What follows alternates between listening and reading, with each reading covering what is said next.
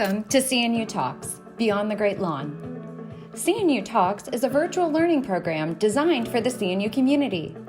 Many of your beloved faculty and fellow captains will share topics which elicit thought and compassion, stimulate intellect, and connect us in profound ways. Think TED Talks by and for the CNU community. Topics and hosts will vary from week to week, and today I'm excited to introduce the CNU Talk series with Dr. William Donaldson, Professor of Management in Christopher Newport's Luter School of Business. Dr. Donaldson teaches courses in strategic management, operations, innovation, entrepreneurship, and systems thinking. He is the director of CNU's Small Business Institute and our new Biotechnology and Management Program. Dr. Donaldson has over 35 years of combined experience as a board member and president and has been the CEO of 8 companies. He is the founder and president of Strategic Venture Planning, a management consulting firm that assists boards, investors, and senior management teams with maximizing results. We hope today you'll enjoy as much as we do CNU Talks.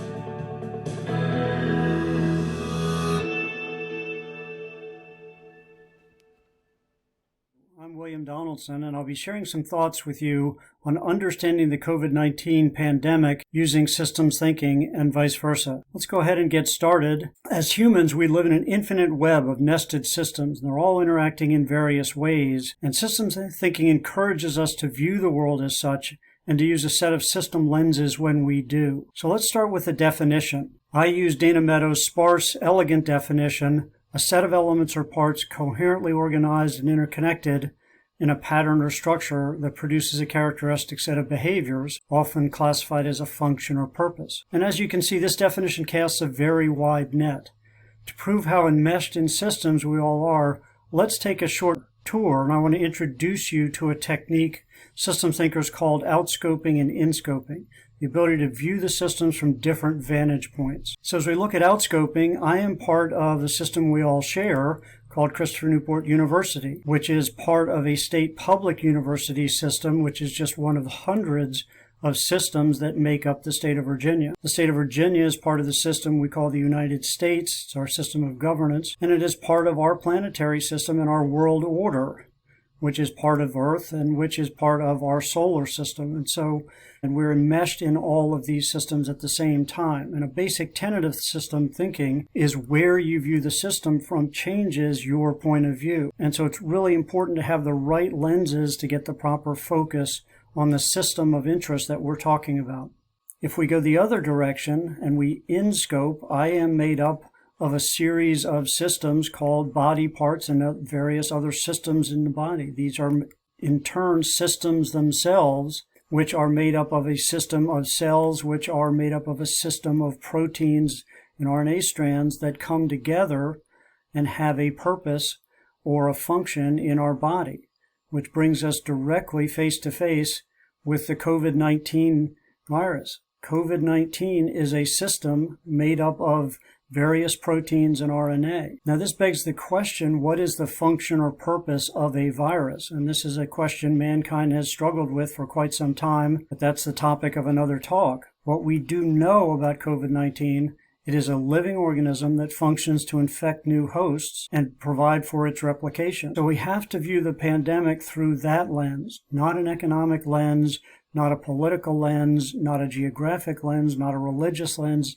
None of our other lenses that are so useful to us are helpful when we're dealing with a different type of system. And that's one of the key insights in systems thinking. What I hope this tour has led you to or provided is this, that in the real world, boundaries don't exist. We are all enmeshed in all of these systems. There are no separate systems. The world is a continuum. We draw boundaries to make sense of it. We draw boundaries to make sense of the way we think and perceive, but these boundaries are boundaries of thought and perception and social agreement. They're artificial mental model boundaries that the natural world does not recognize. just as COVID-19 does not recognize them. And so for the purposes of our discussions, we draw a boundary around the system to understand it. We need to make sure that we're choosing the right lens, and systems thinking helps us do that. So let's look at the purpose of this discussion for COVID-19, and here are the boundaries for COVID-19. You'll note that COVID-19 does not, in this lens, respect any of the human artificial boundaries that are so important and so comforting to us. Our states, our counties, our countries, our religions, races, economics, politics, none of those such comforting boundaries and ideas are of any value or effect to COVID-19. That's a very disquieting and disorienting perspective, and it's precisely why systems thinking is so important, to make sure we're not arguing about the wrong thing. Understanding what system you're discussing and how it interacts with the other systems helps you get oriented and others with you get oriented to have the right discussions and formulate the correct responses to the system of interest. So I want to share with you some system thinking concepts. I've already talked about in-scoping and out-scoping and boundaries and the lenses.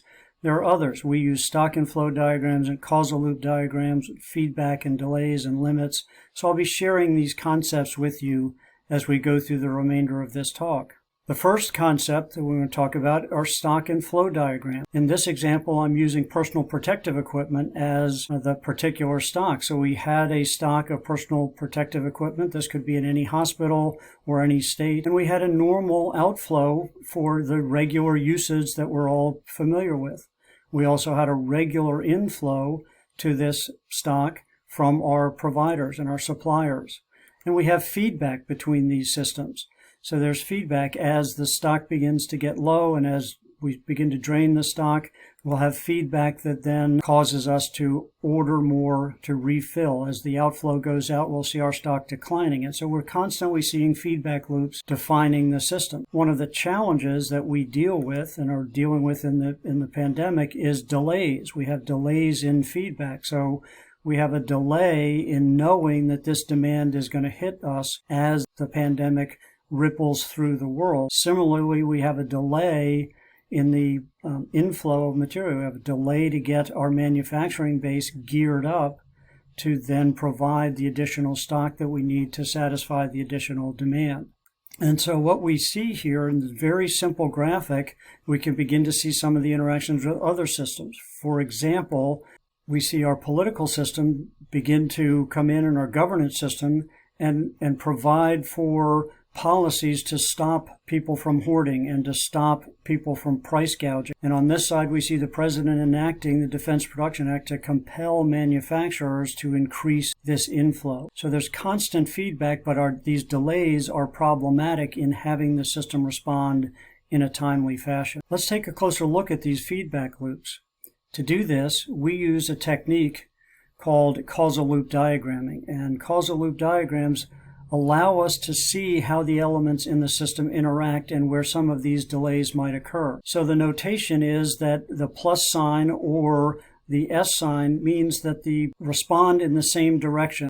So the number of infected will go in the same direction as the number of susceptible. As the more susceptible people to the disease goes up, the more infected people go up. The negative or opposing signs indicate that as the number of infected people go up, the number of susceptible people will go down at some infection rate that informs this loop. Similarly, on the recovered side, as the number of infected people goes up, the number of recovered people will go up at some recovery rate, and the number of recovered people will cause the number of infected people to move in the opposite direction. So combining these two techniques of stock and flow diagrams and causal loop diagram, we can begin to add mathematics and begin to model the pandemic as you've seen on the news. So here's an example of modeling the pandemic. You may have seen this term SIR. It stands for susceptible, infected, and recovered. So we have a stock of susceptible people. They will go through some process of becoming infected as soon as an infectious agent is introduced into the arena between these two pools.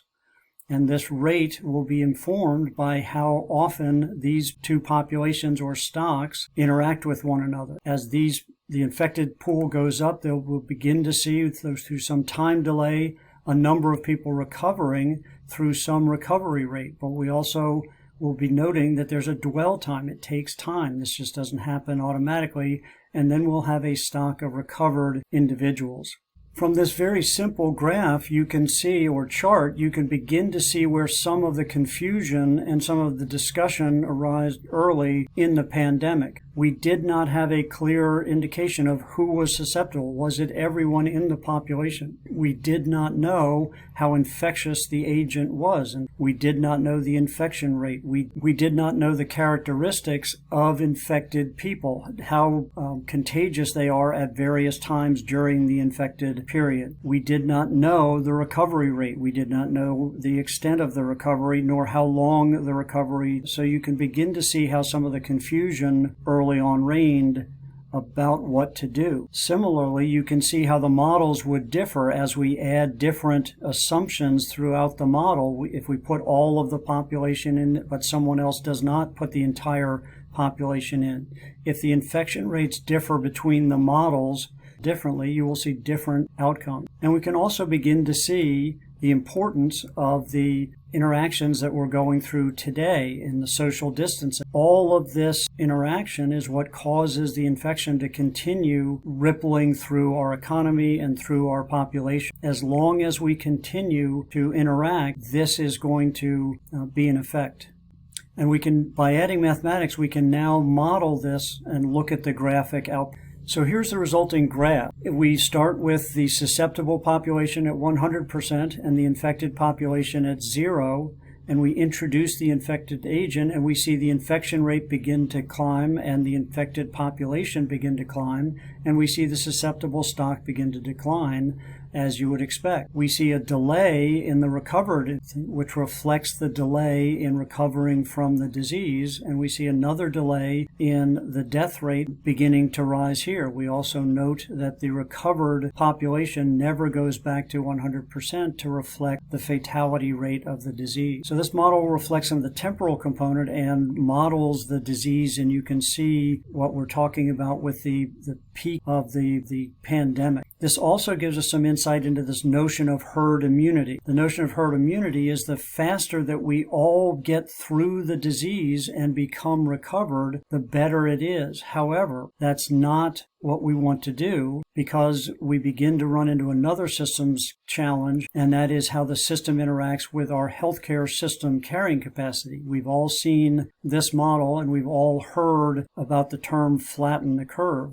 That's precisely what we're doing, is rather than having the herd immunity derived by time as quickly as possible, we are having to succumb to our healthcare system's capacity to deal with the pandemic. However, this brings up another concept from systems thinking, and that is that there are always limits within the interacting systems, and we have to be aware of those limits. So when we look at the pandemic through a healthcare systems capacity lens, we start to see another concept from systems thinking, which is this concept of trade-offs. In complex system interactions, you have to make very difficult trade-offs. What we are trading off in flattening the curve is time in the disease. In this model, we would be out of the disease and we would all be recovered more quickly. But because of the limits of our system, healthcare capacity, we are going to be in this time frame for a lot longer. And so these are hard decisions that we have to make, and we trade off in these various complex interacting systems. So let's look at another archetype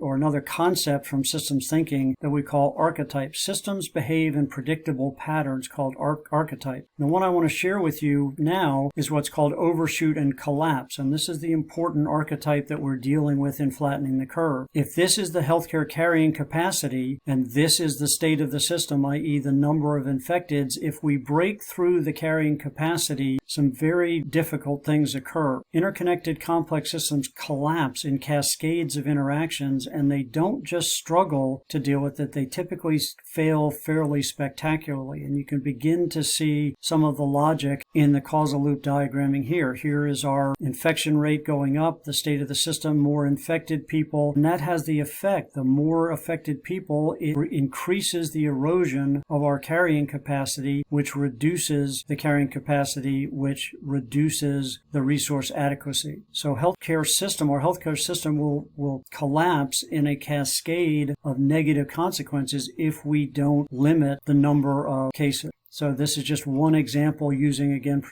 personal protective equipment, and that is if personal protective equipment begins to cascade and be unavailable, infections will explode because of the interactions. Available health professionals will go down. Other available health cases, our healthcare capacity will be significantly eroded, leading to greater deaths. And so this is the model or the consequences as we look at these interaction cascades among complex systems. So what are the ways out? If we look at this model again, the ways out are precisely what are being discussed in the news and what we're going through today. Social distancing keeps these two populations from continuing to interact and getting worse and eroding our healthcare capacity. To be able to open up the economy, we must be able to test and trace these populations and tell the difference between them. We need to understand who is still susceptible and make sure they're taking proper precautions to not become infected. We need to quarantine those that are infected. If we don't know who they are, that's hard. And we need to know that people are recovered and have built up an immunity so that they can re-enter the workforce or re-enter the population and re-enter social engagement. So testing and tracing becomes absolutely critical until we have the long-term solution, which is the vaccine, which bypasses the infected stage entirely. The vaccine enables us to build a new flow that takes people directly from the susceptible stock through the vaccination process and to the recovered stock, completely bypassing the infected stage entirely. This is the hope for the long term. So having the correct lenses in place and knowing which systems we're dealing with allows us to then decide how best to intervene in the system. If we look at the pandemic as a system, where can we best apply leverage to get us out of this problem or to respond? And you'll note that as we go up this lever, some of our actions are better than others. If we could just increase our buffer sizes, that would help, but only short term and only in a very local sense. Greater PPE buffers would help us save a little bit of time. If we could change the stock and flow structures, we have greater leverage. This is precisely what the governors are doing in making all of their hospitals work together to share PPE, to share ventilators, to share resources among them. That helps in the response, has greater leverage. If we can reduce the delays relative to making these changes, if we can make them happen faster, that is a great leverage in the system. And if we can compress our feedback loops, if we have tighter feedback loops and better feedback loops with better information, then we can make better decisions here. In this area of the lever, we call this cybernetic leverage. These are counts. These are things that we can count and take stock of. The greater part of the leverage comes from human-related leverage, and we've all seen that in the news reports. If we can change our information flow structures, this is where information from China, the WHO, all the states, if our information is very clear and correct, it helps dramatically in making these decisions. If our system rules are changed, if all of the New York hospitals and healthcare providers had been using sharing techniques all along, then we wouldn't have had to go back and create those sharing techniques. We wouldn't have to go back and inventory and actually find out where all the ventilators were in the system. We would know if those system rules were different. If the system structure were different, if New York or the United States were structured as a national healthcare system or as a state healthcare system, then many of these would have been in place. And if the system goal or purpose had been different, had we had a goal of our healthcare system to have a system available to deal with a pandemic, everything would have changed. But we would have had to have the courage to build up the inventory and have the necessary resources available and often go unused. And then finally, in the values area of the curve is changing the paradigm with which we design the system. system, if we value things differently, if we valued a pandemic response capability, if we valued first responders, if we valued critical stocks of critical components differently and had them available, then many of these would have changed the outcome and our ability to respond. So using the correct lenses on the correct systems allows us to see where we can best intervene and get the greatest leverage. So the key insight I hope you will come away with is that once we see the relationship between the systems and the system structure and the behaviors and the interactions, we can begin to understand how systems work and interact much better and allow us to form our response and our interventions in those systems in a more coherent way. Because systems happen all at once. We don't have the luxury of dealing with them serially. They happen to us all at once and they can be very disorienting. So I hope this tour has helped you understand the systems we're dealing in. I would not be a professor if I didn't assign some homework. So here's your homework. Think in systems. That's the first thing. You're living in them all day, every day. Make sure you understand and think in systems and get yourself oriented to systems. Support our captains and all the captains. Hire our 2020 captains who desperately need your help. Come see us when you can, and please, please stay safe. Thank you.